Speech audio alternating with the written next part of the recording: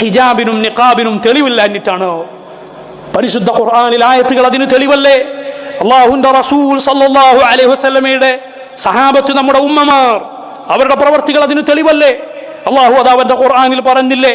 ഫസ്അലൂഹുന്ന മിൻ വറാഇ ഹിജാബ്, അവരോടൊരു ഹിജാബിന്റെ പിന്നിൽ നിന്ന് മാത്രം നീ ചോദിക്കുക, അവരെ നിനക്ക് കാണാതിരിക്കാൻ. ഫലിയദ്രിബ്ന ബിഖുമുരിഹിന്ന അലാ ജുയൂബിഹിൻ, അവരവരുടെ തലയിൽ ധരിച്ച തട്ടം അവരുടെ മുഖത്തുകൂടെ മാറിലേക്ക് താഴ്ത്തിയിടട്ടെ. ആ ആയത്തിനെ സഹാബത്ത് വിശദീകരിച്ചത് അങ്ങനെയല്ലേ? മുസ്ലിമീങ്ങൾ എത്രയോ വർഷങ്ങളായി ചെയ്തു വരുന്നത് അങ്ങനെയല്ലേ? സഹാബത്തിന്റെ നടപടിക്രമം അതല്ലേ? സഹീഹുൽ ബുഖാരിയിലില്ലേ നമ്മുടെ ഉമ്മ ആയിഷ റളിയല്ലാഹു അൻഹ, അവർ ഒരു യാത്രക്കിടയിൽ ഒറ്റക്കായി പോയി.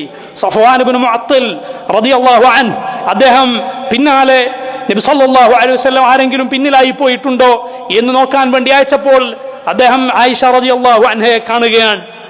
അവർ പറയുന്നു, സഫ്വാൻ എന്നെ കണ്ടപ്പോൾ ഇന്നാ ലില്ലാഹി വ ഇന്നാ ഇലൈഹി റാജിഊൻ എന്ന് പറഞ്ഞു. ഞാൻ വേഗം എന്റെ തലയിലുള്ള തട്ടം മുഖത്തേക്ക് ഇട്ടു. സഹീഹുൽ ബുഖാരിയിൽ കാണാം. അതാ നമ്മുടെ ഉമ്മമാർ ഹജ്ജിന്റെ സമയത്ത് പോലും പുരുഷന്മാർ മുന്നിൽ വന്നാൽ അവരവരുടെ തട്ടങ്ങൾ മുഖത്തേക്ക് താഴ്ത്തിയിടാറുണ്ടായിരുന്നു. ചില വിവരദോഷികൾ വിചാരിച്ചിട്ടുള്ളത്, അവർ ചോദിക്കുകയും ചെയ്യുന്നു, ഹജ്ജിന് പാടില്ലെന്നല്ലേ? അത് ദീനിലുള്ള ഒരു കാര്യമാണെങ്കിൽ ഒരു സമയത്ത് പാടില്ലെന്ന് പറയുമോ? എന്തൊരു ജഹാലത്താണിത് സഹോദര. ഹജ്ജിന് മുഖം മറക്കരുതെന്നല്ല നബി സല്ലല്ലാഹു അലൈഹി വസല്ലം പറഞ്ഞത്. ഉംറക്ക് മുഖം മറക്കരുതെന്നല്ല പറഞ്ഞത്. മുഖത്തിന് കണക്കായി തുന്നിയ വസ്ത്രമുണ്ട്, അതിനാണ് നിഖാബ് എന്ന് പറയുക. കണ്ണിന് തുളവെച്ച് മുഖത്തിന്റെ രൂപത്തിന് കണക്കായി തുന്നിയ വസ്ത്രം നിഖാബ്, അത് ധരിക്കരുതെന്നാണ്. അതല്ല, അത് മുഖം മറക്കരുതെന്നല്ല. സഹാബത്ത് മുഖം മറച്ചിരുന്നു, സഹാബി വനിതകൾ.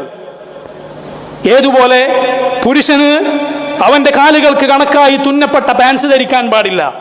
അവന്റെ ഉടലിന് കണക്കായി തുന്നപ്പെട്ട ജുബ്ബയോ ഷർട്ടോ ധരിക്കാൻ പാടില്ല. അതിന് അർത്ഥം തുണി ഉരിഞ്ഞ് ഹജ്ജ് ഉംറയും ചെയ്യണമെന്നാണോ? ഒന്നും എടുക്കാൻ പാടില്ലെന്നാണോ?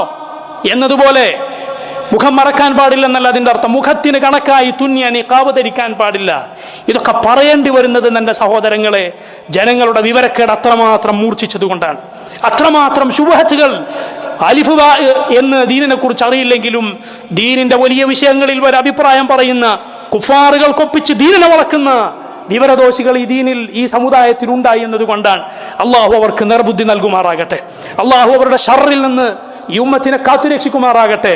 സഹോദരങ്ങളെ, ആരെങ്കിലും ഇനിയും ആ മുഖാവരണം, മുഖം മറക്കുന്ന വസ്ത്രം ധരിക്കാത്ത സഹോദരിമാരുണ്ടെങ്കിൽ, സഹോദരിമാരെ, ഇതുപോലുള്ള വിവരദോഷികളുടെ വാക്കുകൾ നിങ്ങൾക്കത് ധരിക്കാൻ ഒരു പ്രേരണയായിക്കൊള്ളട്ടെ. ഇതുപോലുള്ള ആളുകളെ നിങ്ങൾ ധിക്കരിക്കണമെന്ന അല്ലാഹുവിന്റെ കൽപ്പനയാണ്. അതുകൊണ്ട് എൻ്റെ പ്രിയമുള്ള സഹോദരിമാർ, മുഖം മറക്കാത്ത സഹോദരിമാർ ഇന്നു മുതൽ അത് ധരിക്കാൻ തീരുമാനിക്കട്ടെ. അല്ലാഹു സുബ്ഹാനഹു വ തആല നമ്മുടെ സഹോദരിമാർക്ക് അതിന് തൗഫീഖ് നൽകുമാറാകട്ടെ.